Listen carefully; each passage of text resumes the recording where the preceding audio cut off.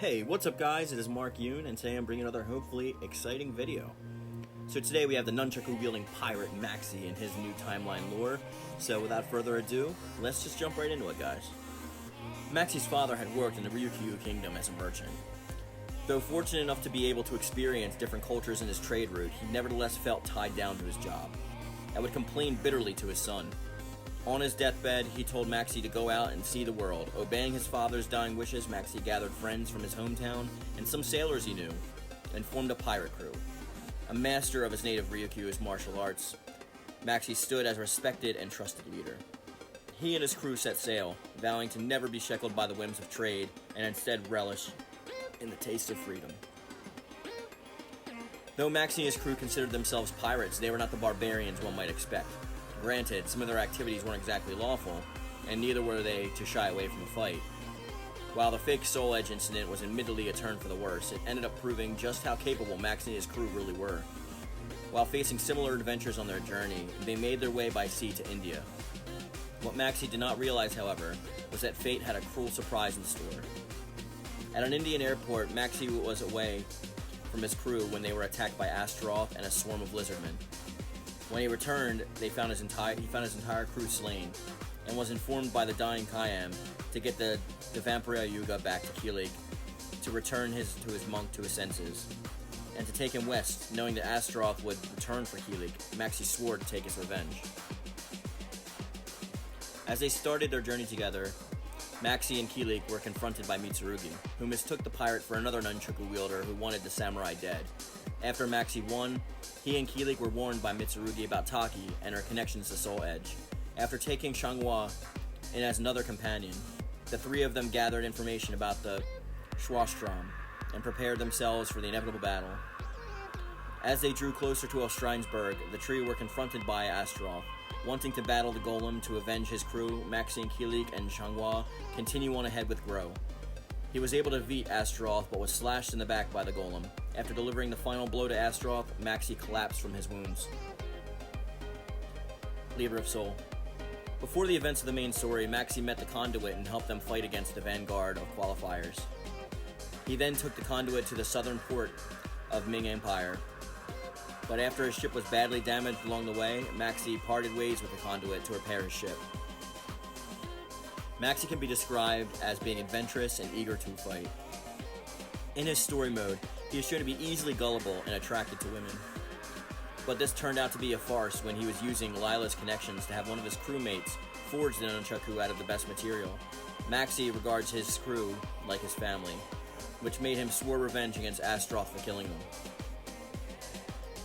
The Ryukyu Kingdom is the birthplace of many martial arts, one of which is the use of the nunchaku, an unusual weapon consisting of two wooden rods connected by a chain.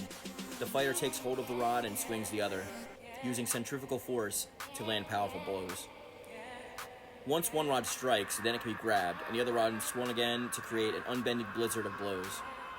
Nunchaku are really extremely difficult to wield, but those willing to put in the effort to learn them, like Maxi, are able to rain upon their opponents. The name Shishin roughly translates to 7 flashes, with the 7 representing the number of shapes a nunchaku can make, and flashes representing the speed which blows are dealt to the opponent. The basics of the Shishin Karate style from the Ryukyu Kingdom style, but also adopts moves from other styles as well. Most notably, Maxi uses variations on moves learned by Shangwu, a martial artist from the Ming Empire who he met aboard his father's ship, with, of course, he added his own flair mixed into it.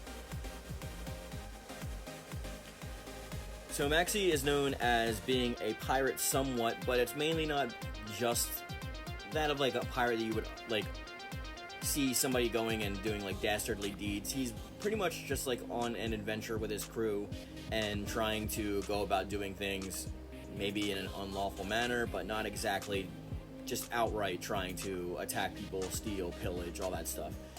His personality is somewhat rooted in honor, and I believe that has to do with his affiliation to his home country, his father, and his own martial arts style, which he uses pretty efficiently. His new lore shows him to be a capable leader, a good friend and a confidant and somebody that you can actually depend on, which is why he joins the main crew in their search for Soul Edge against like those likes of Astaroth and stuff like that. Revenge does play a large part of it, but a lot of it also comes from fear. He just doesn't want to see happen again what happened before when he wasn't there. And if somebody like Astaroth is allowed to roam around free, there might be a time when someone he loves is also attacked by the monster. This is also going to deepen his consciousness and his curiosity about the likes of which he's working for, the Dark Blades, the Swarstrom. He's going to go after Nightmare. He's obviously going to figure out who he's working for and the whole Dastardly Deed crew that pretty much is in charge of being slaves to Soul Edge itself.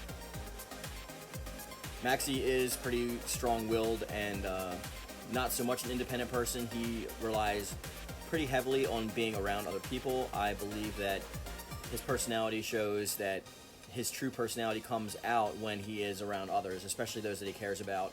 Otherwise, he can be pretty lackadaisical in his approach to actually not only defending himself, but just finding things out. I'm not sure if this attitude is from a lack of caring or just from the fact that once he has his mind set on a goal, he goes about it his way as opposed to following the ways of somebody else. It's one of the things I like about Maxi, and it's one of the reasons why I like his style so much. But, I don't know. With that being said, guys, we're going to bring this video to a close. Let me know if you like Maxi's new lore and where do you see it headed. And as always, thank you, and thick you.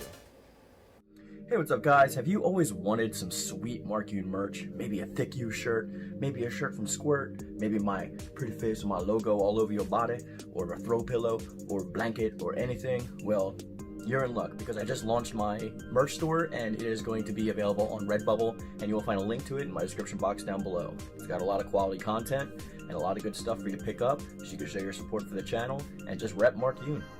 Alright, guys, as always, thick you.